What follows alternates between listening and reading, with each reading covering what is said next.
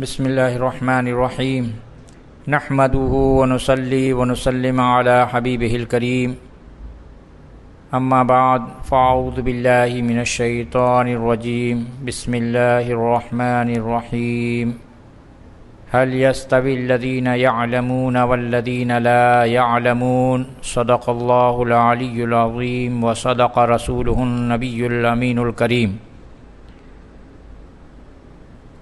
آج ہم بہار شریعت کے درس کے سلسلے میں حاضر ہوئے اور ہماری ایک ٹیم ہے اور ان سب کی سرپرستی حاصل ہے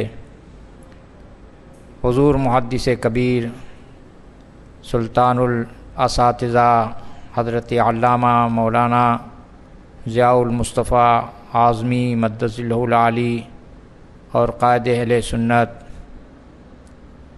جانشین حضور تاج الشریعہ قاضی القضات فی الہند حضرت علامہ مولانا مفتی اشجد رضا صاحب مدث اللہ العالی۔ اللہ تبارک و تعالی سے دعا ہے کہ اللہ تبارک و تعالی اس درس بہار شریعت کی تکمیل کے لیے ہمارے لیے آسانی پیدا فرمائے۔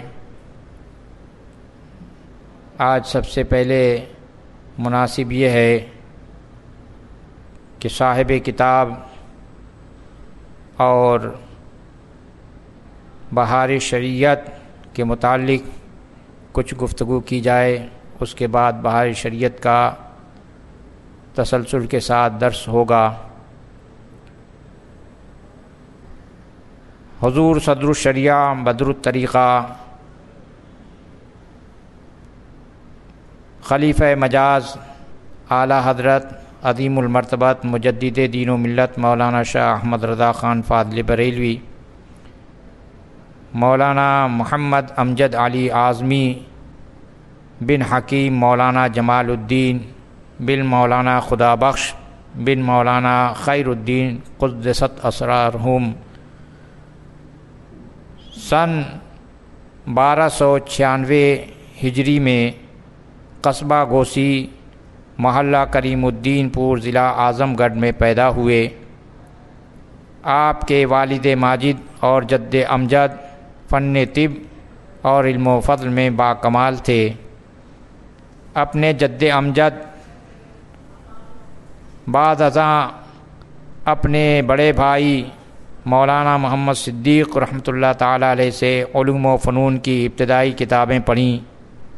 پھر سلطان الاساتذہ حضرت علامہ مولانا ہدایت اللہ خان صاحب رام پوری ثم جون پوری رحمۃ اللہ تعالی علیہ سے اکتساب فیض کے لیے مدرسہ حنفیہ جون پور میں داخل ہوئے۔ علوم و فنون کی تکمیل کے بعد حجت العصر شیخ المحدثین امیر المومنین فی الحدیث حضرت علامہ مولانا شاہ وسیع احمد محدث سورتی رحمۃ اللہ تعالی علیہ کی خدمت میں مدرسۃ الحدیث پیلی بھیت میں حاضر ہو کر درس حدیث لیا اور سند فراغت حاصل کی۔ حضرت علامہ مولانا ہدایت اللہ رام پوری رحمۃ اللہ تعالی علیہ فرماتے تھے شاگرد تو ایک ہی ملا وہ بھی بڑھاپے میں، جبکہ حضرت علامہ محدث سورتی رحمۃ اللہ تعالی علیہ نے فرمایا مجھ سے اگر کسی نے پڑھا تو امجد علی نے۔ حضرت صدر الشریعہ بدر الطریقہ ذاتی اور وہبی خوبیوں کا عالم یہ تھا کہ خود فرماتے ہیں کسی کتاب کا یاد کرنے کی نیت سے 3 دفعہ دیکھ لینا کافی ہوتا تھا۔ زمانۂ طالب علمی میں آپ کی علمی صلاحیت اور حسن لیاقت کا اندازہ اس بات سے لگایا جا سکتا ہے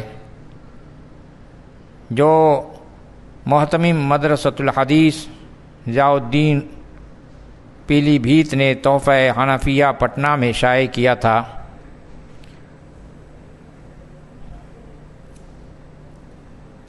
6 ذی الحج 1324 کو بحمدہ تعالی طلباء کا امتحان حضرت مولانا سلامت اللہ رامپوری رحمۃ اللہ تعالی علیہ نے لیا۔ مولوی امجد علی صاحب نے بعد فراغ کتب درسیہ کے نہایت جافشانی اور کمال مستعدی سے سال بھر میں صحاح ستہ، مسند شریف، کتاب الآثار شریف، موطا شریف، تحاوی شریف کا قراءتاً و سماعتاً درس حاصل کر کے اعلیٰ درجے کا امتحان دیا، جس کے باعث ممتحن صاحب اور حاضرین نہایت شاداں اور ان کی حسن لیاقت و فہم و ذکاوت سے بہت فرحاں ہوئے اور دستار فضیلت زیب سر کی گئی۔ حکیم عبد الولی لکھنؤ سے علم طب حاصل کیا۔ سن 1324 سے سن 1327 تک حضرت محدث صورتی کے مدرسہ میں درس دیا۔ اس کے بعد 1 سال تک پٹنہ میں مطب کرتے رہے۔ اس اثناء میں اعلیٰ حضرت امام اہل سنت مولانا شاہ احمد رضا خان فاضل بریلوی رضی اللہ تعالی عنہ کو مدرسہ منظر اسلام بریلی شریف کے لیے ایک مدرس کی ضرورت پیش آئی۔ استاد گرامی مولانا وسیع احمد صورتی رحمۃ اللہ تعالی علیہ کے ارشاد پر حضرت مولانا امجد علی اعظمی صاحب مطب چھوڑ کر بریلی شریف تشریف لے گئے۔ ابتداءً تدریس کا کام شروع کیا۔ اس کے بعد مطبع اہل سنت کا انتظام اور جماعت رضائے مصطفیٰ بریلی شریف کے شعبہ علمیہ کی صدارت کے فرائض بھی آپ کے سپرد کر دیے گئے۔ افتاء کی مصروفیات اس کے علاوہ تھیں۔ سلسلہ عالیہ قادریہ میں اعلیٰ حضرت امام اہل سنت مولانا شاہ احمد رضا خان فاضل بریلوی و محدث بریلوی کے دست حق پرست پر بیعت ہوئے اور جلدی ہی خلافت سے نوازے گئے۔ تقریباً 18 برس شیخ کامل کی فیوز و برکات سے مستفیض ہوئے اور کمال عروج کو پہنچے۔ اعلیٰ حضرت امام اہل سنت مولانا شاہ احمد رضا خان بریلوی فتویٰ کے سلسلے میں آپ پر حد درجہ اعتماد فرماتے تھے۔ خود ارشاد فرماتے ہیں، آپ یہاں کے موجودین میں تفقہ جس کا نام ہے وہ مولوی امجد علی میں زیادہ پائیے گا۔ اس کی وجہ یہ ہے کہ وہ استفتاء سنایا کرتے ہیں اور جو میں جواب دیتا ہوں لکھتے ہیں۔ طبیعت خاص ہے، طرز واقفیت ہو چلی۔ اور ہم جب بہار شریعت کے چھٹے حصے کا مطالعہ کرتے ہیں تو چونکہ اس میں انوار البشارہ جو صدر الحضور امام اہل سنت مولانا شاہ احمد رضا خان فاضل بریلوی کی تصنیف ہے، پوری کتاب اپنی بہار شریعت کے اندر سمو دیا اور پڑھنے سے کہیں اندازہ نہیں لگتا کہ کون سی تحریر اعلیٰ حضرت کی ہے اور کون سی تحریر صدر الشریعہ کی ہے۔ تو اعلیٰ حضرت نے جو فرمایا کہ طبیعت اخاذ ہے، طرز واقفیت ہو چلی، اس کی بین مثال اور بین ثبوت بہار شریعت کا چھٹا حصہ ہے۔ اور تلامذہ کا ذکر فرماتے ہوئے اور خلفاء کا ذکر کرتے ہوئے امام اہل سنت فرماتے ہیں، میرا امجد مجد کا پکا، اس سے بہت کچیاتے یہ ہیں۔ صدر العلماء مولانا سید غلام جیلانی میرٹھی علیہ الرحمہ نے فرمایا، آپ کو فقہ کے جمیع ابواب کے جزئیات ان کے تفصیلی دلائل کے ساتھ مستحضر تھے۔ بریلی شریف میں قیام کے دوران حضرت صدر الشریعہ کی مصروفیات حیرت انگیز تک بڑھی ہوئی تھیں۔ تدریس، پریس کی نگرانی، پروف ریڈنگ، پریس مینوں کو ہدایات، پارسلوں کی ترسیل اور فتویٰ نویسی وغیرہ امور تنہا انجام دیتے۔ فیض رضا نے دین کے لیے کام کرنے کی وہ اسپیڈ پیدا کر دی تھی کہ تھکاوٹ یا اکتاہٹ کا سوال ہی پیدا نہ ہوتا تھا۔ بعض حضرات کہا کرتے تھے کہ مولانا امجد علی تو کام کی مشین ہے۔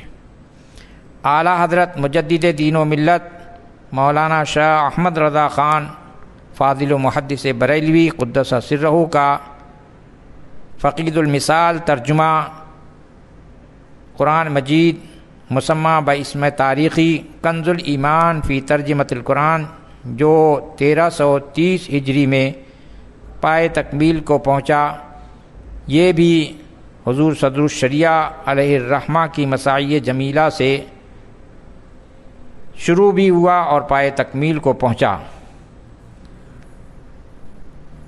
آپ نے ابتدائے شباب سے تدریس کا کام شروع کیا اور آخر حیات تک جاری رکھا، اور ایسے نابغہ روزگار افراد تیار کیے جن پر علم و فضل کو بھی ناز ہے۔ طویل عرصہ تک مدرسہ منظر اسلام بریلی شریف میں فرائض تدریس انجام دیے۔ 1343 ہجری میں بحیثیت صدر المدرس مدرسہ معینیہ عثمانیہ اجمیر شریف چلے گئے تھے۔ سن 1351 میں پھر بریلی شریف چلے آئے اور 3 سال تک قیام فرمایا۔ اس کے بعد نواب حاجی غلام محمد خان شیروانی رئیس ریاست دادوں علی گڑھ کی دعوت پر بحیثیت صدر مدرس دارالعلوم حافظیہ سعیدیہ میں تشریف لے گئے اور 7 سال تک بکمال حسن و خوبی فرائض تدریس انجام دیے۔ نواب صدر یار جنگ مولانا حبیب الرحمن خان شیروانی نے 1356 میں مدرسہ کے سالانہ جلسہ میں امتحان کے موقع پر تقریر کرتے ہوئے آپ کے فضل و کمال کا اعتراف ان الفاظ میں کیا: مولانا امجد علی صاحب پورے ملک میں ان 4-5 مدرسین میں ایک ہیں جنہیں میں منتخب جانتا ہوں۔ اس زمانے میں مولانا عبدالشاہد خان شیروانی اسی مدرسہ میں نائب مدرس تھے۔ انہوں نے اپنے تأثرات کا اظہار اس طرح فرمایا: مولانا محمد امجد علی اعظمی 7 سال سے صدر مدرس تھے، بریلی شریف، اجمیر اور دوسرے مدرسوں کے صدر مدرس رہ چکے تھے۔ کوہنہ مشقی کی بنا پر درسیات میں پوری مہارت رکھتے۔ اعلیٰ حضرت عظیم البرکت مجدد دین و ملت مولانا شاہ احمد رضا خان فاضل بریلوی فرماتے ہیں کہ امجد علی کو درس نظامی کے تمام فنون میں کافی دسترس حاصل ہے، اور فقہ میں تو ان کا پایہ بہت بلند ہے، اور مفتی اعظم ہند حضرت مصطفیٰ رضا خان علیہ الرحمۃ والرحمان یوں بیان فرماتے ہیں: اگر یہ یعنی صدر الشریعہ یہاں سے چلے گئے تو دارالعلوم منظر اسلام کی تعلیمی حالت کمزور ہو جائے گی۔ لوگ یہ نہ خیال کریں کہ مولانا ظفر الدین صاحب یہاں آ کر اس منصب کو سنبھال لیں گے۔ بے شک وہ جید عالم اور قابل مدرس ہیں، مگر ذو المجد والعلا صدر الشریعہ کے برابر وہ اس کام کو انجام نہ دے سکیں گے۔ اگر یہ یہاں سے چلے گئے تو علم کی بہت بڑی دولت ہم لوگوں کے ہاتھ سے جاتی رہے گی، ان کے سوا کوئی دوسرا اس جگہ کو پر نہیں کر سکتا۔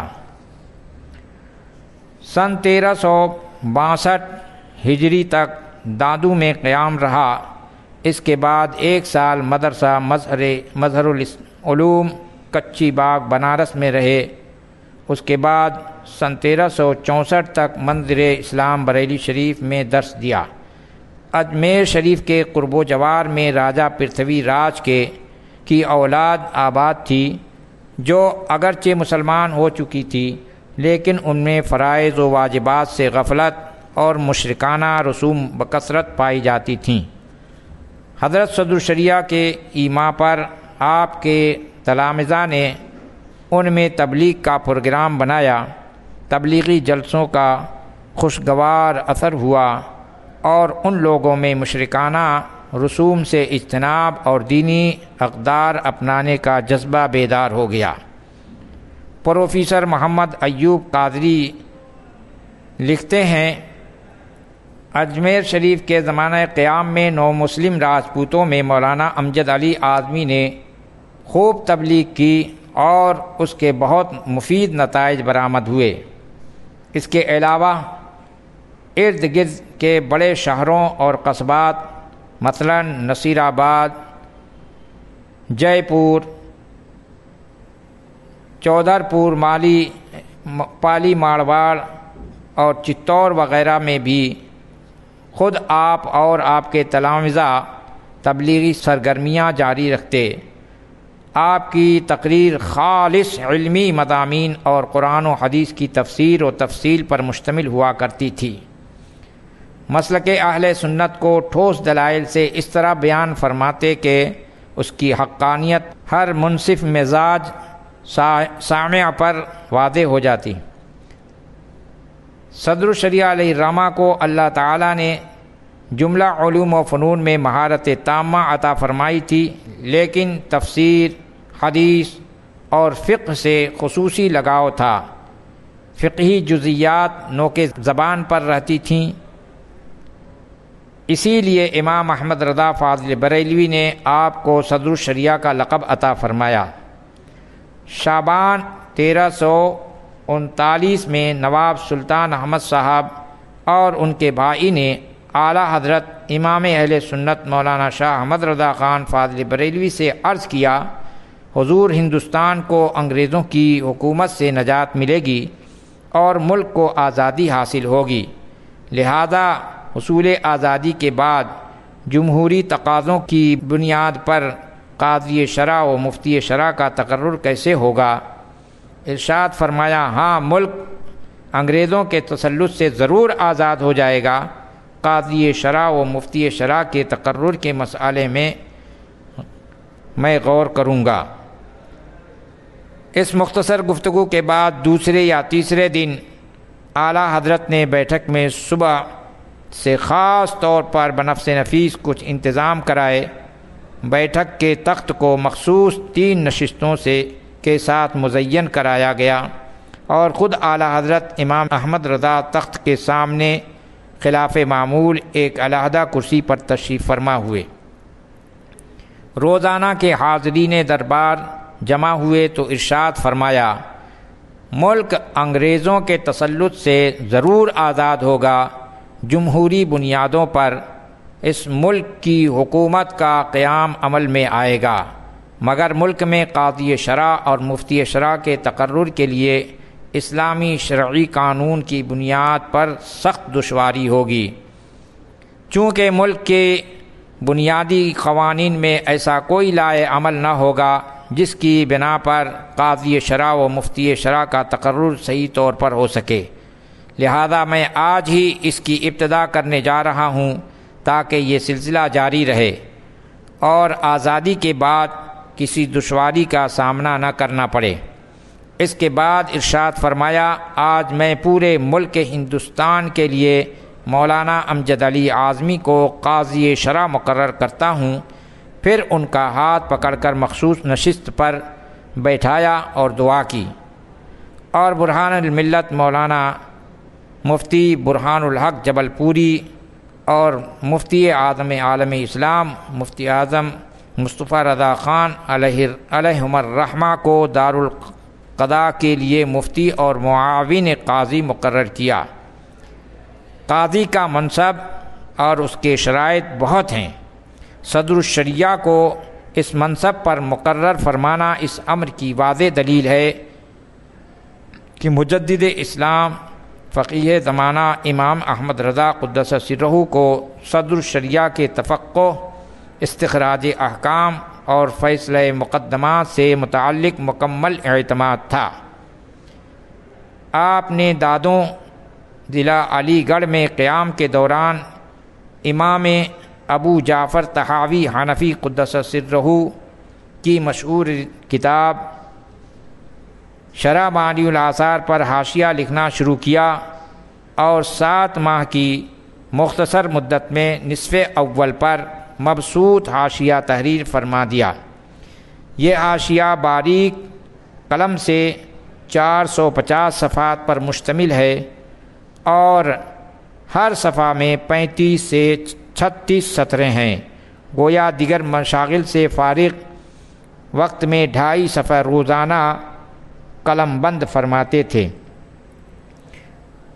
اور اب یہ 2 جلدوں میں دائرۃ المعارف الامجدیہ گوسی انڈیا سے چھپ کر منظر عام پر آ چکی ہے۔ آپ کی دوسری تصنیف فتاوی امجدیہ ہے جو علمی تحقیقات پر اپنی مثال آپ ہے۔ یہ بھی آپ کے تمام فتاوی جات کا مجموعہ ہرگز نہیں ہو سکتا، اس لیے کہ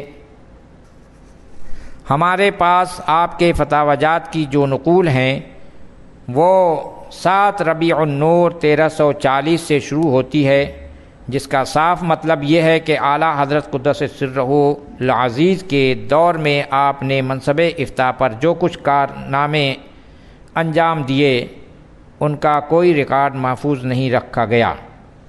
اس کے علاوہ دوسری جنگ عظیم کے دوران جب کاغذ ناپید ہو رہا تھا، اس دور میں بھی کاغذ نہ ہونے کی وجہ سے بہت سے فتاوی کی نقول تیار نہ ہو سکیں، لیکن جو ہے وہ بھی ایک عظیم فقہی سرمایہ ہے۔ فتاوی امجدیہ کتاب و سنت کی تائیدات سے مزین ہیں۔ تحقیقات کے مواقع پر فتاوی میں تو حدیثوں کا سیل رواں موجے مارتا نظر آتا ہے، اسی طرح اس میں قواعد اصولیہ اور فقہی کلیات و جزیات اور نظائر و شواہد کے ذکر میں بھی کسی طرح کی کمی نہیں۔ ندرت استدلال و حسن استنباط دیکھ کر کہنا پڑتا ہے کہ فتاوی امجدیہ یقیناً فتاوی رضویہ کا ایک تتمہ ہے۔ آپ کی تحریر کی خصوصیت یہ ہے کہ آپ مشکل سے مشکل مسئلہ عام فہم انداز میں بیان فرما دیتے ہیں۔ جس زمانے میں با تصویر قاعدے جاری ہوئے، آپ نے ایک قاعدہ مرتب فرمایا جو صرف بے جان اشیاء کی تصاویر پر مشتمل تھا۔ اس کی ایک خوبی یہ بھی تھی کہ بچہ بہت جلد اردو پڑھنے پر قادر ہو جاتا۔ اب کچھ بہار شریعت کے متعلق بھی عرض کر دینا مناسب سمجھتا ہوں۔ بہار شریعت حضرت صدر الشریعہ کی وہ شہرہ آفاق تصنیف ہے جسے بجا طور پر فقہ حنفی کا دائرۃ المعارف یعنی انسائکلوپیڈیا کہا جا سکتا ہے۔ اس کے کل 17 حصے آپ نے تحریر فرمائے جو بارہا طبع ہو کر قبول عام کی سند حاصل کر چکے، اور مزید 3 حصہ لکھنے کی تمنا تھی، لیکن آنکھوں کی بینائی اور دیگر مشاغل کی بنیاد پر آپ 3 حصے نہ لکھ پائے، اور آخر میں وصیت فرما دی کہ میرے شاگردوں میں یا میری اولاد میں جو بھی اس قابل ہو وہ ان 3 حصوں کو پائے تکمیل کو پہنچا دے۔ چنانچہ وہ 3 حصے بھی پائے تکمیل کو پہنچ گئے۔ 18واں حصہ جو کہ قصاص و دیت وغیرہ پر مشتمل ہے، مولانا مفتی محمد وقار الدین اور مفتی محبوب رضا اور علامہ عبد المصطفیٰ الازہری تینوں حضرات نے مل کر اس کو مکمل کیا، اور 19واں حصہ جو وصیت پر مشتمل ہے اس کو حضور صدر الشریعہ کے آخری زمانے کے شاگرد حضرت سید مولانا ظہیر الدین زیدی صاحب علیہ الرحمہ نے تحریر فرمایا، اور 20واں حصہ جو وراثت پر مشتمل ہے حضور مفتی اعظم پاکستان مفتی محمد وقار الدین علیہ الرحمہ نے اس کو مکمل فرمایا۔ صدر الشریعہ علیہ الرحمہ نے اس کتاب کی ابتدا 1334 ہجری میں کی تھی اور 1362 میں پائے تکمیل کو پہنچی۔ آپ ابھی 3 حصہ اور لکھنا چاہتے تھے، لیکن وہ میں نے عرض کر دیا کہ ان کے شاگردوں نے اس کو مکمل کر دیا۔ لیکن یہ پورا عرصہ 27 سال کا ہے، لیکن یہ 17 حصے مکمل ہوئے، اور یہ کام صرف شعبان المعظم اور رمضان المبارک کی تعطیلات میں انجام دیتے، اس میں بھی دیگر امور و فتاوی وغیرہ کے کام ہوا کرتے تھے۔ بہار شریعت کی ابتدائی 6 حصے اعلیٰ حضرت مجدد دین و ملت مولانا شاہ احمد رضا خان فاضل و محدث بریلوی نے حرف بحرف سنے اور جا بجا اصلاح فرمائی اور انہیں تقریض سے مزین کیا۔ کتب فقہ میں بہار شریعت کی امتیازی خصوصیت یہ ہے کہ ہر باب میں پہلے آیات مبارکہ، پھر احادیث مقدسہ، اس کے بعد مسائل فقہیہ بیان کیے گئے ہیں۔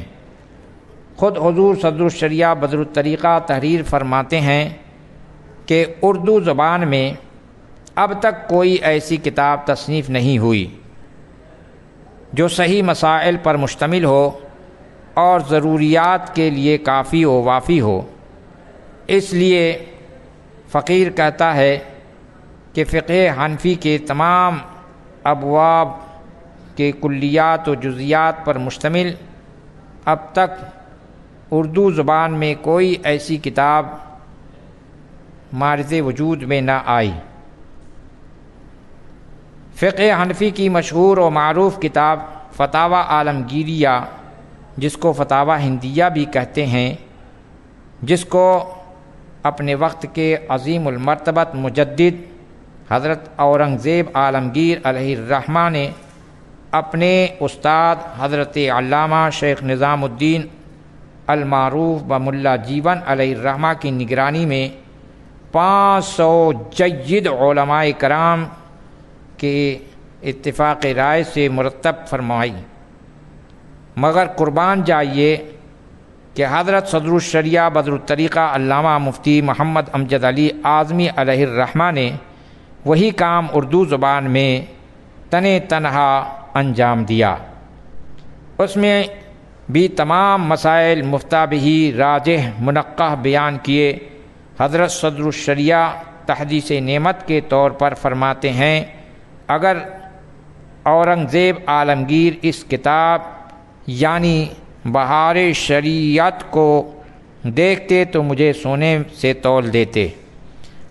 بلا شبہ یہ کتاب عالم بنانے والی کتاب ہے، اسی لیے صدر الشریعہ علیہ الرحمہ نے اس کتاب کا نام بہار شریعت اور ٹائٹل کے بالکل پچھلے حصے پر اس کتاب کا نام عالم بنانے والی کتاب بھی تحریر فرمایا۔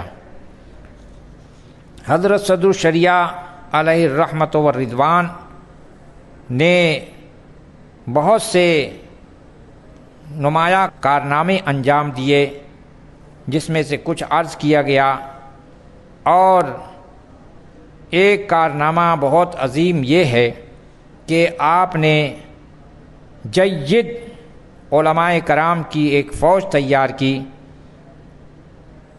جو اپنے وقت کے سب بطل عظیم مانے جاتے، مثلا محدث اعظم پاکستان مولانا سردار احمد صاحب علیہ الرحمہ اور حافظ ملت استاد الاساتذہ حضرت مولانا عبدالعزیز محدث مبارک پوری علیہ الرحمہ، مجاہد ملت مولانا حبیب الرحمن، شیر بیش علیہ سنت مولانا حشمت علی، مولانا غلام یزدانی شیخ الحدیث منظر اسلام، شیخ العلماء مولانا غلام جیلانی گھوسی شریف، اور مولانا سید غلام جیلانی میرٹھی، مولانا قاضی شمس الدین، اور اس طرح کے بہت سے جید علماء ہیں۔ اور ظاہر ہے کہ رسول پاک صلی اللہ تعالی علیہ وسلم نے ارشاد فرمایا، جو صحاح کی اکثر کتب میں موجود ہے،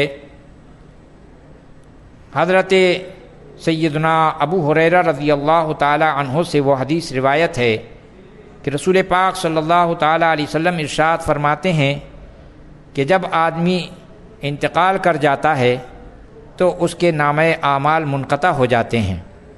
ظاہر ہے کہ جب آدمی ہی نہ رہا تو اعمال کہاں سے ہوں گے، لیکن رسول اکرم نے فرمایا کہ 3 ایسے اعمال ہیں کہ جو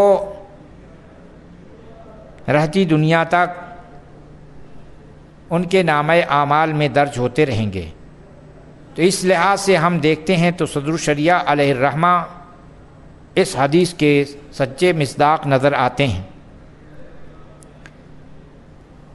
کہ آپ نے صلی اللہ علیہ وسلم نے فرمایا کہ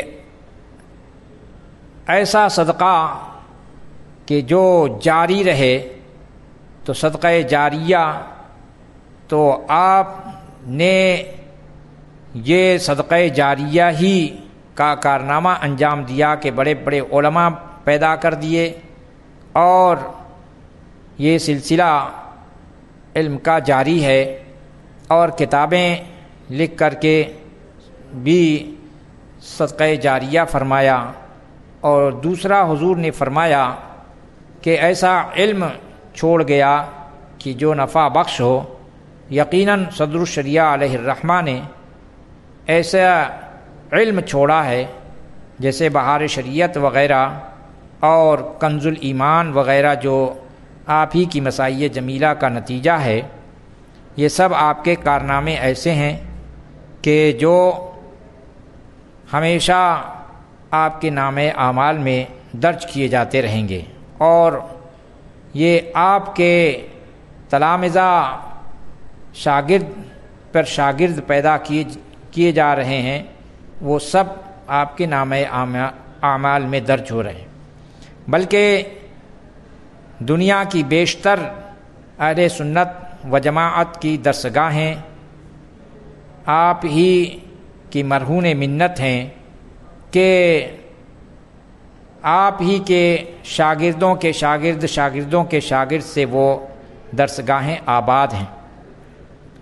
اور تیسرا، رسول اکرم صلی اللہ علیہ وسلم کا فرمان تھا کہ نیک صالح اولاد چھوڑ جائے جو ان کے لیے دعا کرے۔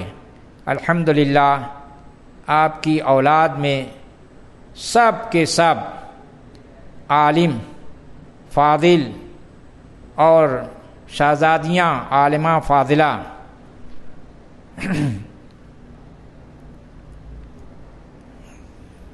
اور سب دین کے خدمت میں مصروف ہیں۔ خود میرے والد ماجد حضور محدث کبیر درسگاہ کے بھی شہنشاہ ہیں اور خطابت کے بھی شہنشاہ ہیں، اور دنیا جہان میں تبلیغ فرما رہے ہیں۔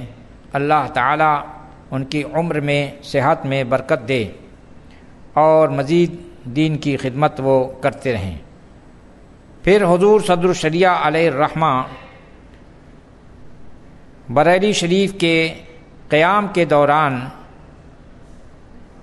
پہلی مرتبہ حج و زیارت کی سعادت سے مشرف ہوئے اور دوسری مرتبہ حرمین شریفین کی زیارت کے لیے حضور آقائے نعمت دریائے رحمت حضور مفتی اعظم عالم اسلام کے ہمراہ حرمین شریفین کے لیے روانہ ہوئے اور بمبئی تک پہنچے، لیکن بار بار طبیعت میں علالت ہوتی رہی اور بمبئی میں ہی 2 ذی القعدہ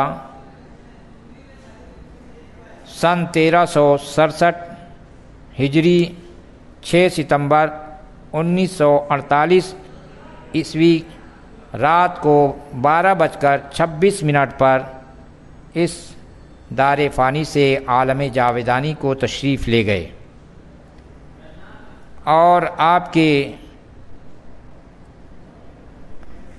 مادہ تاریخ اس آیت کریمہ سے نکلتا ہے ان المتقین فی جنات وعیون۔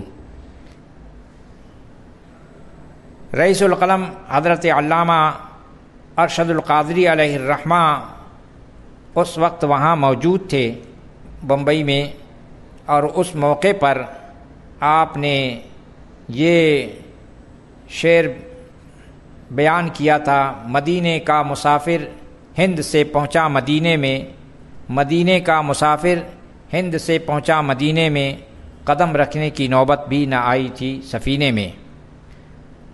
اور شاعر مشرق علامہ شفیق جون پوری رحمۃ اللہ علیہ نے چہلم کے موقع پر یہ اشعار پیش کیے تھے، سلامی جا بجا ارد و سما دیں، سلامی جا بجا ارد و سما دیں، مہو خورشید پیشانی جھکا دیں، تیرے خدام اے صدر شریعت، تیرے خدام اے صدر شریعت، جدھر جائیں فرشتے سر جھکا دیں۔ اللہ تبارک و تعالیٰ سے دعا ہے کہ اللہ تبارک و تعالیٰ حضور صدر الشریعہ علیہ الرحمت و رضوان کی قبر انور پر خوب رحمت و غفران کی بارشیں فرمائے، اور ان کے چھیٹے ہم سب کو بھی عطا فرمائے، اور ان کے علوم و فنون سے، ان کے زہد و تقوی سے ہم سب کو اللہ تعالی حصہ عطا فرمائے۔ وآخر دعوانا الحمدللہ رب العالمین۔